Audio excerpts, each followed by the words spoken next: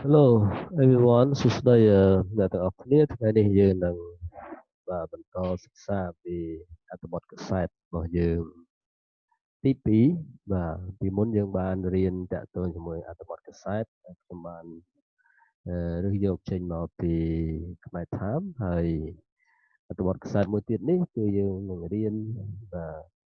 ចេញពីអត្ថបទកសែតភ្នំពេញប៉ុស្តិ៍គឺតាក់ទងទៅជាមួយនឹងការវិនិយោគដែលយើងទាំងអស់គ្នាអាចមើលឃើញចំណងជើងនិយាយពី nearly 37 billion dollar invested in Laos គឺនិយាយពីការវិនិយោគទឹកប្រាក់ជាច្រើនសន្ធឹកសន្ធាប់នៅក្នុងប្រទេសឡាវដែលមានដៃគូវិនិយោគមកពីបណ្ដាប្រទេសផ្សេងៗដែលក្នុងនោះកម្ពុជាយើងក៏ជាដៃគូវិនិយោគមួយដែរនៅក្នុងប្រទេសឡាវទៅទៀតយើងនឹងបានសិក្សាថាតើសាច់រឿងនៃការវិនិយោគនោះមានខ្លឹមសារយ៉ាងម៉េចខ្លះហើយយើងនឹងរៀនតាក់ទងជាមួយនឹងសំណង់ឃ្លាថ្មីក៏ដូចជាពាក្យបច្ចេកទេសនៅក្នុងអត្ថបទនេះអញ្ចឹងខ្ញុំនឹងអានអត្ថបទនេះជាមុនសិនមុនពេលដែលយើងចាប់ផ្ដើមសិក្សាពីពាក្យទាំងអស់នោះហើយនឹងបកប្រែនៅអត្ថបទនេះទាំងមូលជាខេមរៈភាសាហើយអ្នកនរគ្នាក៏អាចតាមដានក៏ដូចជា notice ទៅលើការបញ្ចេញសំឡេងទៅលើពាក្យមួយចំនួនក៏ដូចជាពាក្យបច្ចេកទេសនិងស្រុកជើហើយខ្ញុំក៏បានធ្វើការ highlight ទៅលើពាក្យសំខាន់ក៏ដូចជាសំណងឃ្លាដែលមានគូបន្ទាត់ពីក្រោមផងនិង highlight ទៅលើពាក្យនោះផងOkay, now let me read, right, the new article to everyone. Please pay much attention, to my reading, okay, and keep abreast of, right, the new story together.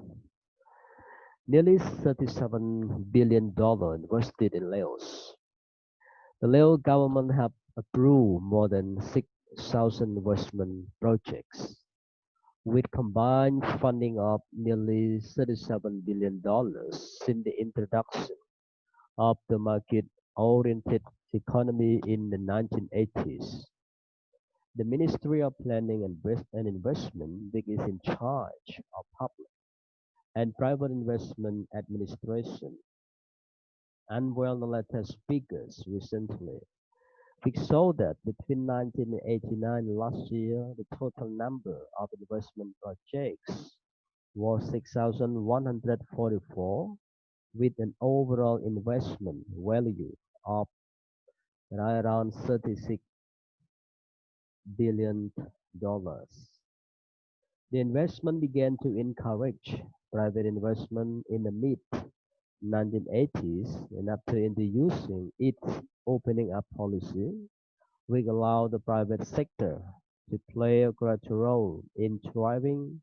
economic growth and national development.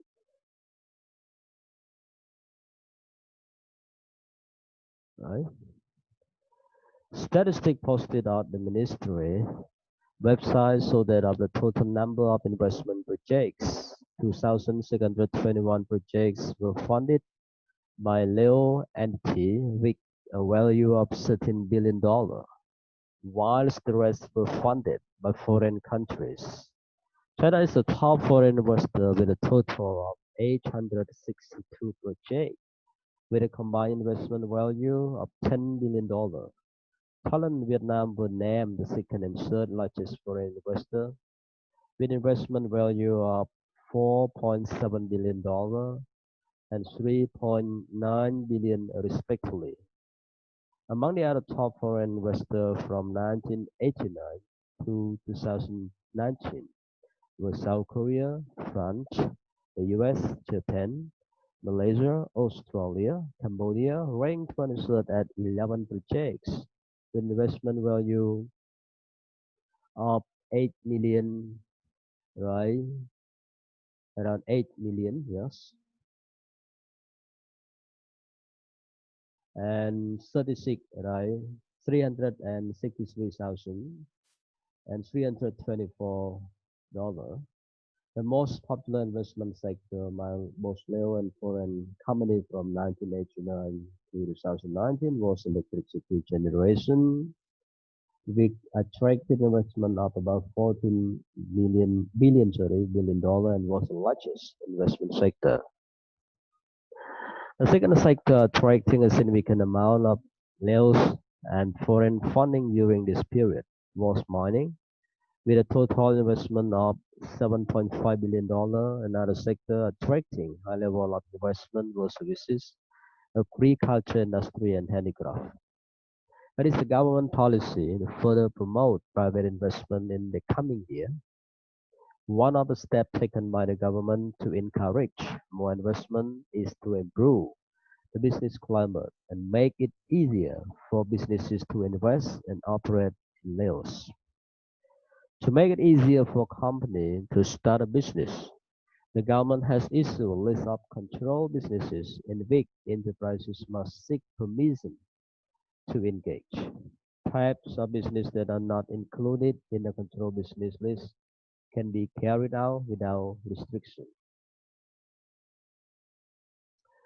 To improve the situation for new business operator, the ministry has set up a one-step service to make it easier for business people to obtain investment permission as well as the necessary business-related documents. One of the sectors in which Laos has huge untapped potential is agriculture, thanks to the abundance of fertilizers. This is made even more attractive by the surging demand for cultural produce in neighboring China. This will help boost investment in Laos in the future. Data from the Cambodian Ministry of Commerce showed this. Bilateral trade between Cambodia and Laos topped $10 billion last year, up 11% from 2018,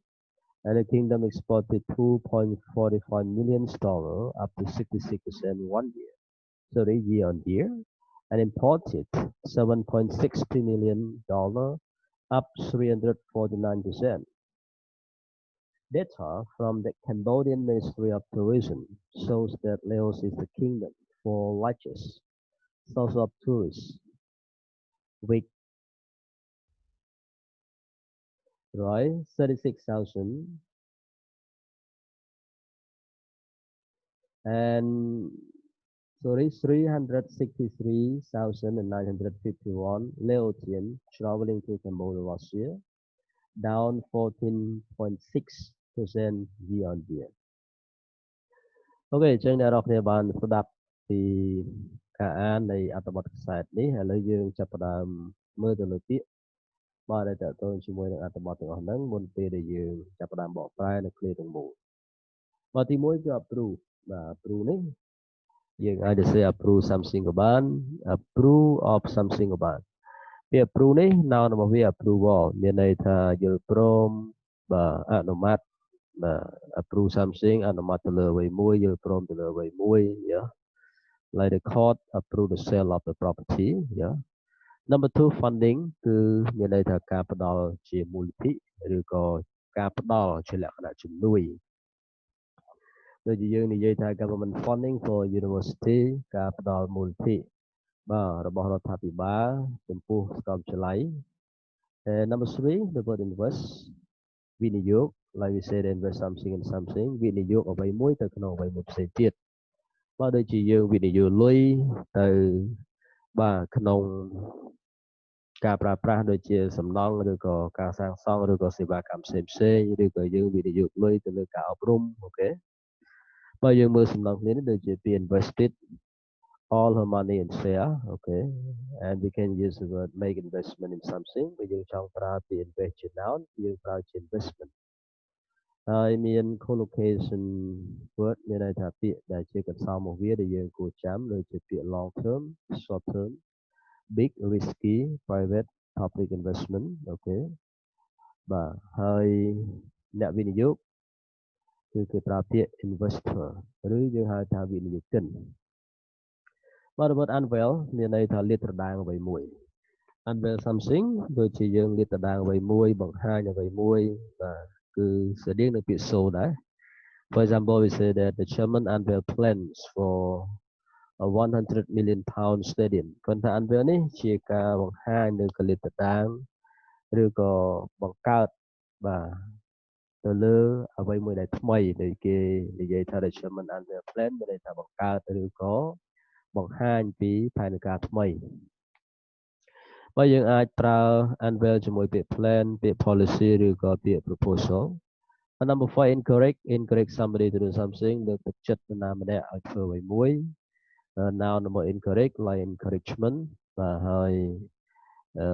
សំណងគ្នាវាមួយទៀត phrase វាដូចជា lack of encouragement កង្វះខាតនៃការលើកទឹកចិត្តឬការជំរុញ opening up policy មានន័យថាគោលនយោបាយបើកចំហបើយើងនិយាយឲ្យកាន់តែពិស្ដារមានន័យថាគោលនយោបាយបើកចំហជើងមេឃគឺបើកចំហទទួលគ្រប់ប្រទេសទាំងអស់បាទគ្រប់គោលនយោបាយទាំងអស់គឺមិនប្រកាន់និន្នាការឬក៏មិនប្រកាន់ជាតិសាសន៍ទេដូចជា the government should introduce opening up policy to the world market. Number 7 play a greater important man a leading role in doing something មានន័យថាដើរតួយ៉ាងសំខាន់ឬក៏ដើរតួយ៉ាងលេចធ្លោក្នុងការធ្វើអ្វីមួយដូចជាយើងនិយាយថា school play an important role in society. Number 8 energy មានន័យថាជាលក្ខណៈអង្គភាពបាទ the two store are run a separate entity បាទយើងអាចប្រើពាក្យ discrete or distinct or independent entity. Respectively មានន័យថាដោយដាច់ដោយឡែកពីគ្នាឬយើងអាចនិយាយថាដោយបន្តគ្នាក៏បាន yes and sector ស្មើនឹងពាក្យ field it means that វិស័យបាទដែលយើងប្រើ see work in a private or public sector in for business ឬក៏ government and private or public service banking or financial sector បាទយើងអាចប្រើកន្សោមពាក្យមួយចំនួននេះហើយ number 11 គឺពាក្យ attract បើ attract somebody to do something គឺតាក់ទាញនរណាម្នាក់ឲ្យធ្វើអ្វីមួយបាទ you can take a look at this example attract business attract investment or attract funding. Okay, number 12 policy មានន័យថាគោលនយោបាយ like the oil market are affected by economic policy ហើយយើងអាចប្រើ verb បង្កើតជាមួយនឹងពាក្យ policy ដូចជា formulate develop implement a policy close door opening up policy ក៏បានបាទ and number 13 enterprise គឺមានន័យថាសហគ្រាសក្នុងន័យខ្លះយើងអាចប្រើថាបាទពាណិជ្ជកម្មក៏បានដែរ enterprise ឬក៏ជំនួញ For example, the road is bordered by shopping center, restaurant, and retail outlets and other commercial enterprises. Agricultural capitalist enterprise.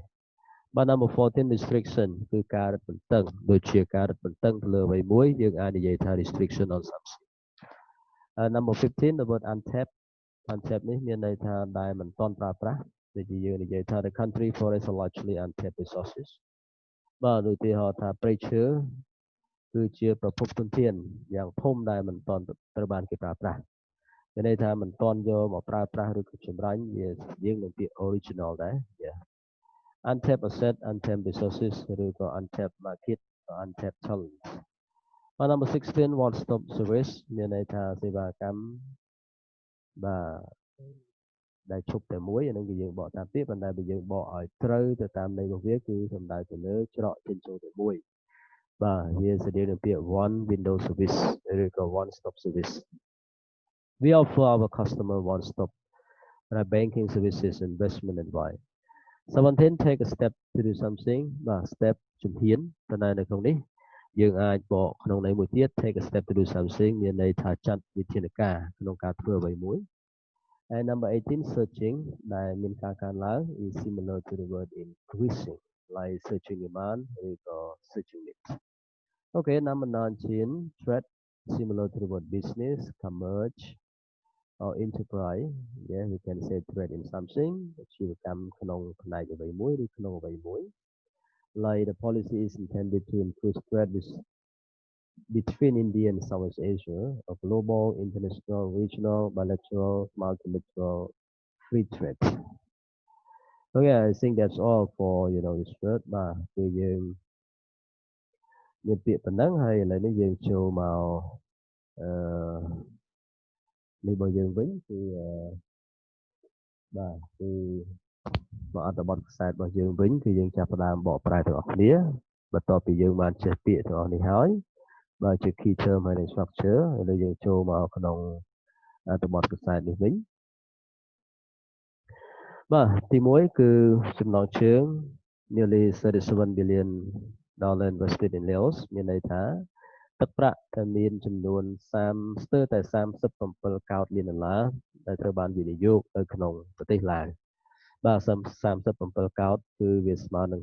37,000លានដុល្លារជាងជាទឹកប្រាក់មួយដែលមានចំនួនច្រើនមែនទែនBut the Laos government has approved more than 6,000 investment projects combined funding of nearly $37 billion in the introduction of the market-oriented economy in the 1980s. បាទរដ្ឋាភិបាលឡាវបានសម្រេចឬអនុម័តយកព្រមឲ្យមានគម្រោងនៃការវិនិយោគជាង6,000គម្រោងបាទជាមួយនឹងការផ្ដល់មូលនិធិរួមគ្នានៃទឹកប្រាក់បាទប្រហែលជា37កោដលានដុល្លារបាទចាប់តាំងពីការផ្ដួចផ្ដើមមកមាននៅសេដ្ឋកិច្ចបាទឆ្ពោះទៅរកទីផ្សារនៅក្នុងទសវត្សរ៍ឆ្នាំ1980ឬយើងអាចនិយាយថាក្នុងទសវត្សរ៍80 The Ministry of Planning and Investment which is in charge of public and private investment administration បាទក្រសួងផែនការនិងវិនិយោគដែលទទួលបន្ទុកផ្នែកការវិនិយោគឯកជននិងវិនិយោគសាធារណៈបាទបានគូសបញ្ជាក់ឬក៏បានបង្ហាញឡើងហើយនៅទូរលេខចុងក្រោយថ្មីនេះ which show that between 1989 last year បាទដែលបង្ហាញថារវាងឆ្នាំ1989និងកាលពីឆ្នាំមុន The total number of investment project គម្រោងនៃការវិនិយោគសរុបបាទមានចំនួន6,144គម្រោងដែលគិតជាទឹកប្រាក់ឬអាចនិយាយថាគិតជាតម្លៃនៃការវិនិយោគសរុបមានទឹកប្រាក់រហូតដល់បាទ36,000លានបាទ36,000លាននេះយើងអាចអានទៅចំនួននេះខ្ញុំអានតែគូខាងមុខទេយ៉ាAlright, the government began to encourage private investment in the mid-1980s and after using its opening up policy.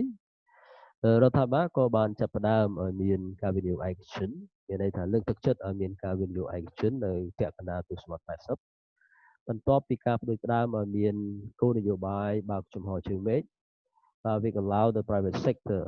ដែលបានអនុញ្ញាតឲ្យវិស័យឯកជន to play a greater role in driving economic growth and national development បាទដែលបានអនុញ្ញាតឲ្យវិស័យឯកជនដើរតួសំខាន់នៅក្នុងការបាទជំរុញឲ្យមានកំណើនសេដ្ឋកិច្ចនិងការអភិវឌ្ឍជាតិ Statistics posted on the ministry website show that of the total number of investment projects 2,621 projects were funded by low energy with a value of $13 billion while the rest were funded by foreign countries បាទស្ថិតិដែលបានផុសឡើងទៅលើ website របស់ក្រសួងបានបង្ហាញថាគម្រោងនៃការវិនិយោគជាសរុបបាទតែគម្រោងនោះមានន័យថាក្នុងចំណោមគម្រោងនៃការវិនិយោគជាសរុបគឺគម្រោងចំនួន2,621គម្រោងត្រូវបានផ្ដល់មូលនិធិដោយដៃគូឡាវមានន័យថាដោយប្រទេសឡាវហើយដែលមានទឹកប្រាក់ចំនួន13កោដលានដុល្លារមានន័យថាប្រទេសឡាវដែលជាម្ចាស់ប្រទេសហ្នឹងគឺចំណាយលុយបាទក្នុងការវិនិយោគហ្នឹងគឺ13,000លានដុល្លារដែលយើងហៅថា13កោដលាន$13 billion ចំណែកឯប្រទេសផ្សេងៗទៀតត្រូវបានមូលនិធិមានន័យថាគម្រោងផ្សេងៗទៀតត្រូវបានផ្ដល់មូលនិធិដោយប្រទេសបាទក្រៅពីប្រទេសឡាវ foreign country មានន័យថាបរទេសAnd China is a top foreign investor with a total of 862 projects with a combined investment value of $10 billion.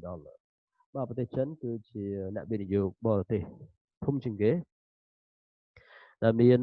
គម្រោងសរុប862គម្រោងបាទដែលគិតជាតម្លៃនៃការវិនិយោគនោះគឺមាន10បាទ$1,000 លានគឺស្មើនឹង10កោដដែលយើងមើលទៅគឺចង់ប្រហាក់ប្រហែលទៅជាមួយនឹងប្រទេសឡាវហើយគឺចាញ់តែ3កោដទេគឺ$3,000 លានទេ Thailand and Vietnam were named the second and third largest foreign investor with investment value of $4.7 billion and $3.9 billion respectively ចំណែកបន្តទៀត គឺប្រទេសថៃហើយនិងប្រទេសវៀតណាមបាទគឺមានឈ្មោះជាប្រទេសវិនិយោគទី2និងទី3បាទគឺប្រទេសដែលជាប្រទេសបរទេសមានន័យថាអ្នកវិនិយោគិនបរទេសដែលជាប់លេខ2លេខ3មានន័យថាថៃគឺជាប់លេខ2វៀតណាមជាប់លេខ3ដែលថៃនោះគឺចំណាយទឹកប្រាក់រហូតដល់ 4.7 ពាន់លានដុល្លារហើយវៀតណាមគឺ 3.9 ពាន់លានដុល្លារ But among the other top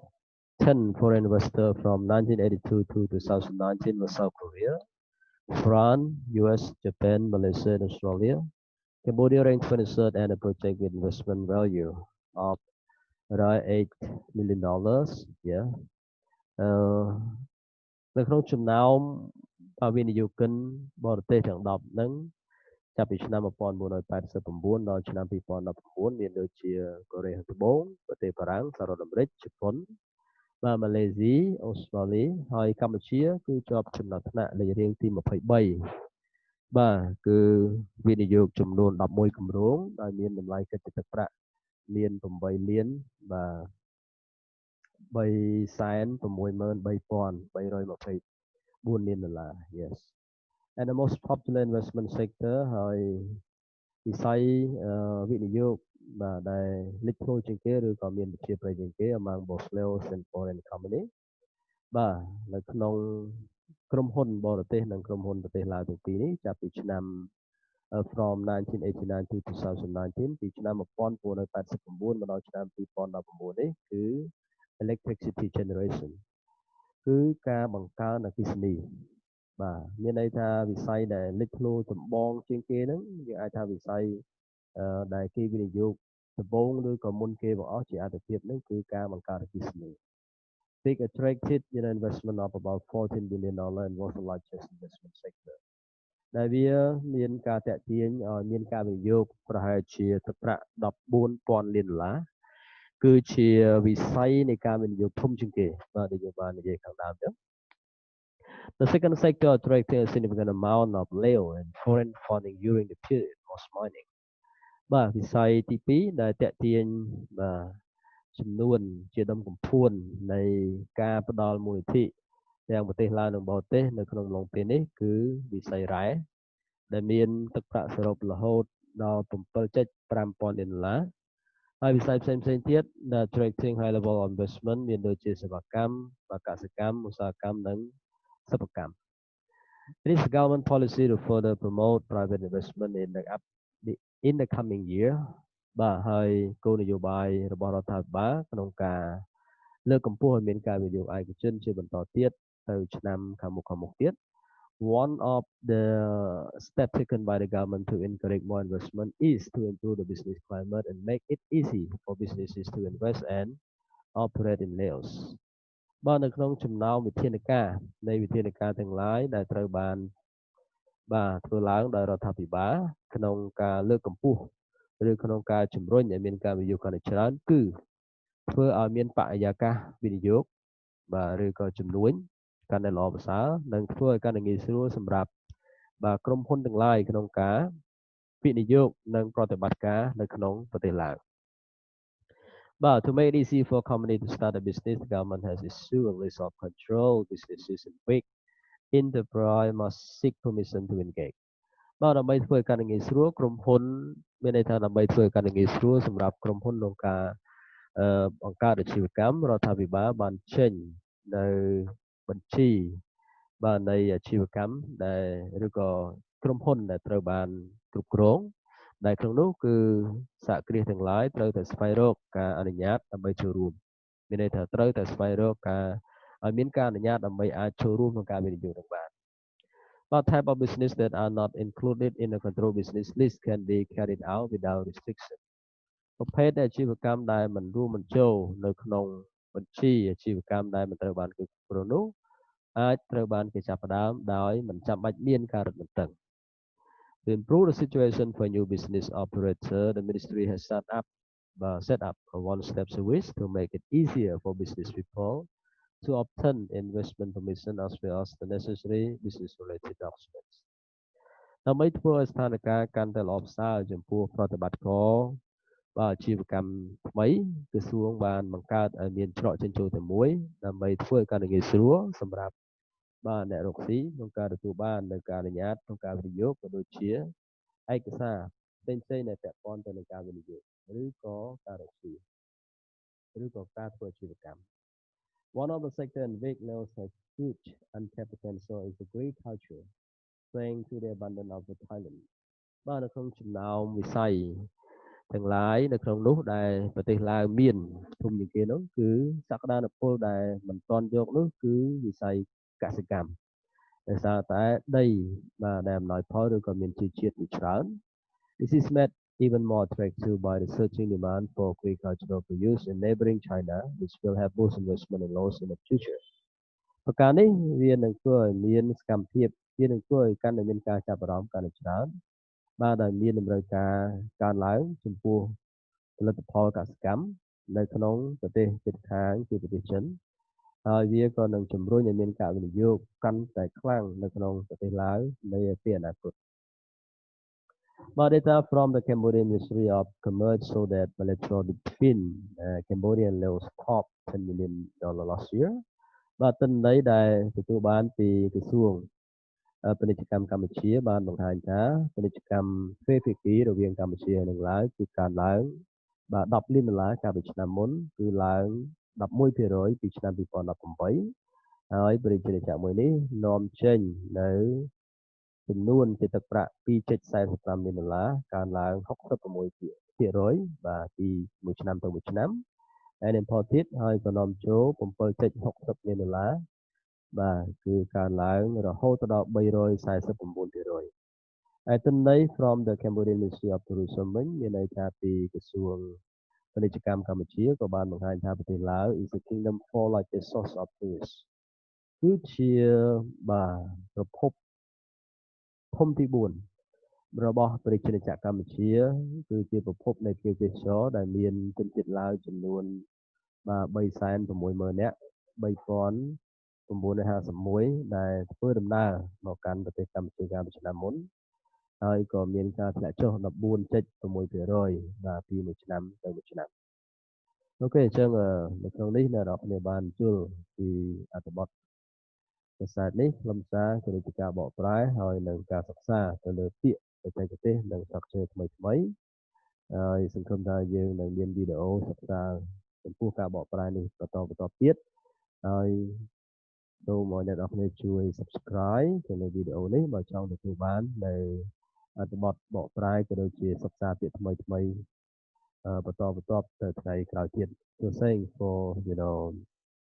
learning this newspaper translation and I strongly hope that everyone will subscribe